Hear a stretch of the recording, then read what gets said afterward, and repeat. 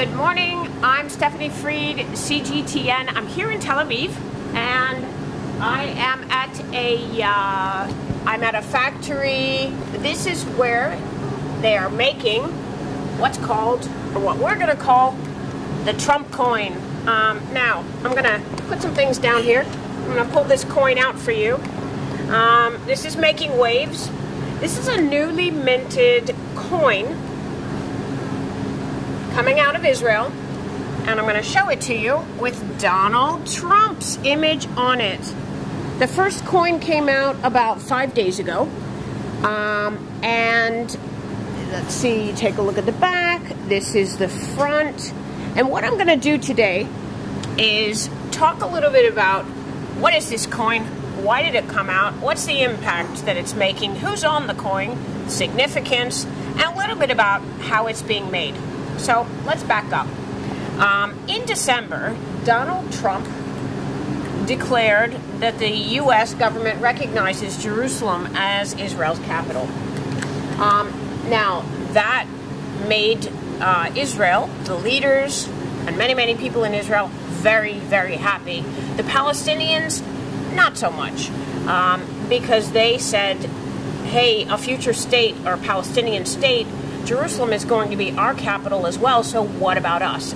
And what happened is the Palestinians then said, you know what, U.S., you're not an impartial or broker for peace between the two sides anymore. Now, that's a little bit of the back history. But back to Israel being very, very happy about that declaration. Shoot to now, we're in March, around February, what's called the Mikdash Educational Center in Jerusalem, and that's it, literally translated as the Temple Educational Center.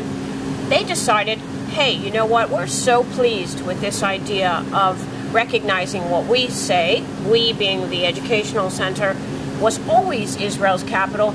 We're going to make limited edition coins with Donald Trump's image on them. We're gonna have these be limited edition. These would be keepsakes, collector's items. And who else is on this? King Cyrus. Now, who is King Cyrus, you may ask? And I'll give you a wee bit of history here. He was also referred to as Cyrus the Great, and he was ruling, he was the king of Persia, but he was also very much liked by the Jews.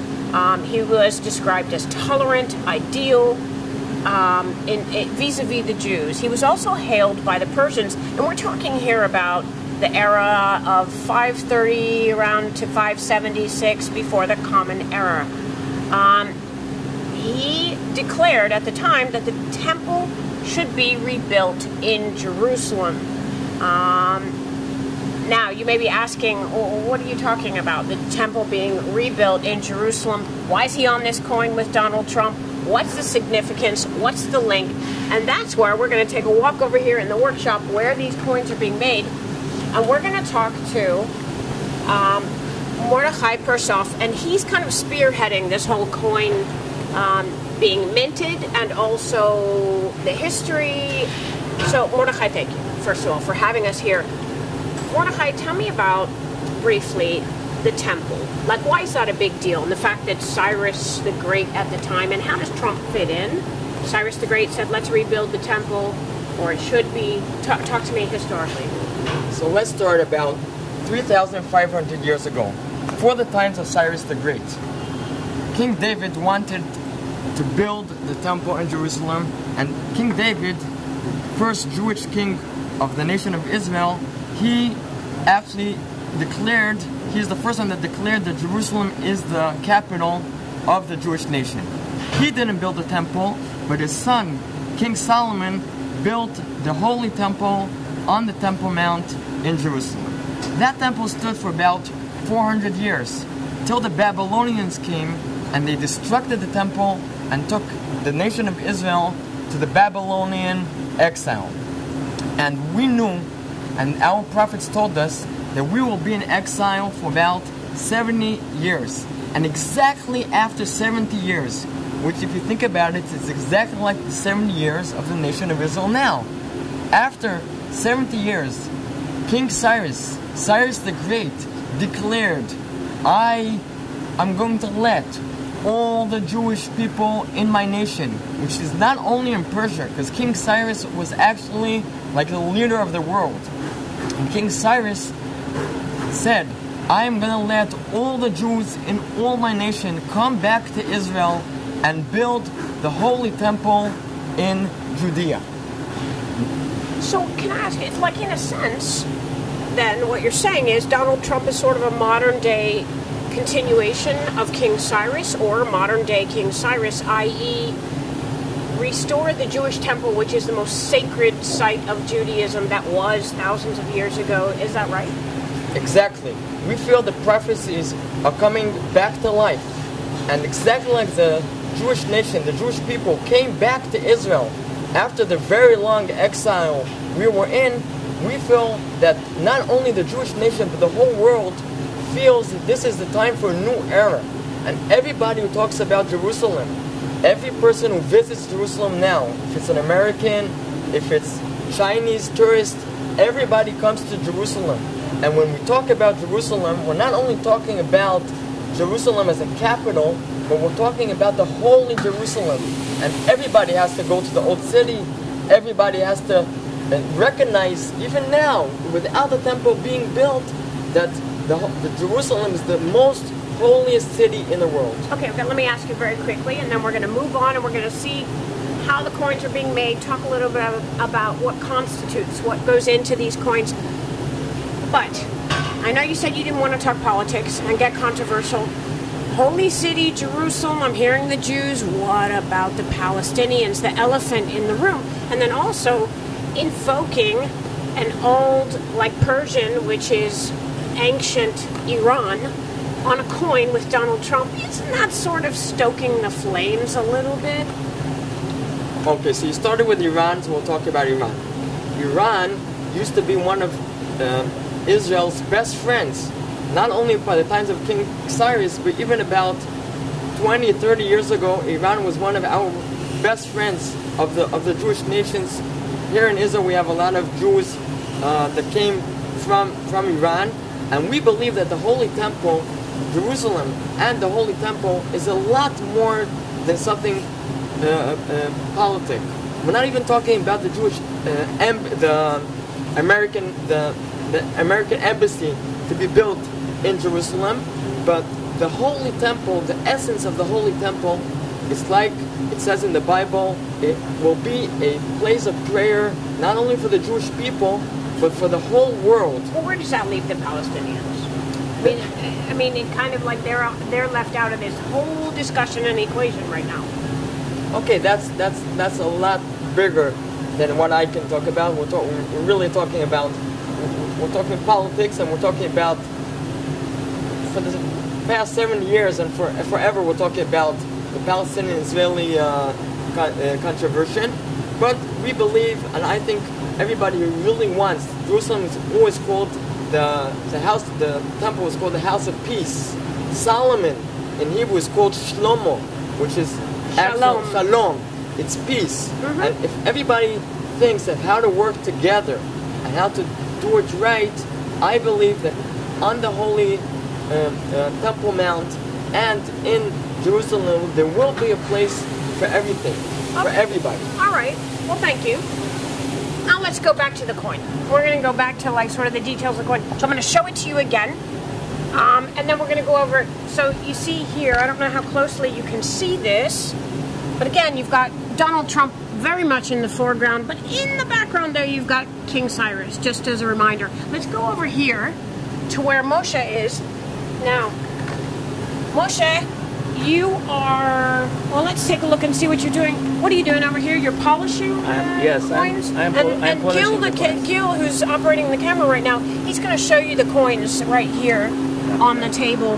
Now, Moshe, these are made of, as I understood, it's a layer of, tell me what constitutes the coins. Okay, the coin is made of pewter. We cast them into a round mold made of silicon. And afterwards we polish them, clean them where Vera is working now. Then we take them to the place that we plate them by silver. We plate them silver, and then we oxidize them by a special material that makes them look a little bit older. Like kind of give them that dated, Yes, like ancient, yes. And, ancient look. Of course, and then it's you also can able to read them better. Right. And then we polish them here. Mm-hmm. And after we polish them here, we put on them clear. Put clear to make them shiny and to preserve them, so they will not get dark, because silver get dark with time. Right. It's a real silver. Right. It's a real silver and on the coin. Okay. Okay, that's all right. all So the and procedure. you mentioned Vera. We're gonna just quickly go in here, and we're gonna see what Vera is doing. She's doing more of the polishing. Gil, go ahead and just pass me up. And this is Vera, who's doing polishing as well. So this is another stage, and you can see that they don't have that oxidized, dated look at this. They're very shiny, silver-plated, not yet have the aging look. Now, I can tell you a little bit about the coin. It's a combination of copper, silver plating, pewter, and the retail manufacturer's price. They're retailing right now for $50 per coin. There have about 1,000 have been minted, but right now, Mordechai told me, who we just talked with, he said that there's a tremendous demand, and so they're gonna print more, or they're gonna mint more, not print. This isn't paper after all, these are coins. Now let's go to a really, really interesting part, just another process, part of the process of making these coins, which is, we're gonna run down the hall, and so this is an outdoor, kind of like a series of factories. You're about to run into a car, Gil, and let's see here. This is one of the phases of adding metals, and there's a lot of like very, very dangerous heavy chemicals here in this process, which is it right in here, Mordechai? Yeah, which dangerous chemicals. Well, that's kind of fun. All right, or not.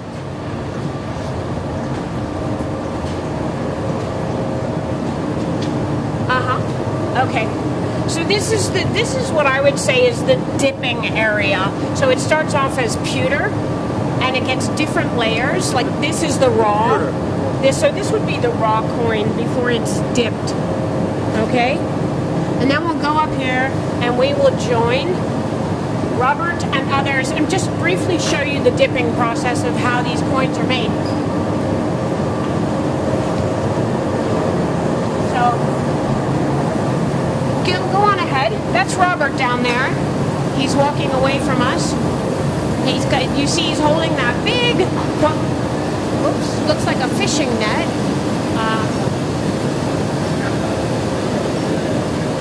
And that is, now Robert, what are you dipping that into? What are these solutions? Robert? Yeah. What is that you're dipping it into?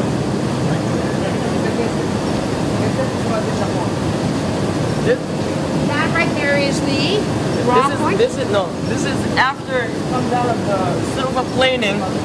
It looks white in the beginning before they shine it. This is really the final stage. Okay, and that's pewter right there. That is the pewter with. Let's take a look here. Robert's dipping over here, and this does what, Robert? What does this do? What are you doing? This a nickel. Nickel. Nickel. So you're adding a nickel layer. Why? Why are you adding a nickel layer? Beautiful. What's that? They say it's beautiful. Ah, okay. Just to make it shiny. I don't want to get in your way. Like I said, some heavy chemicals here. Yep.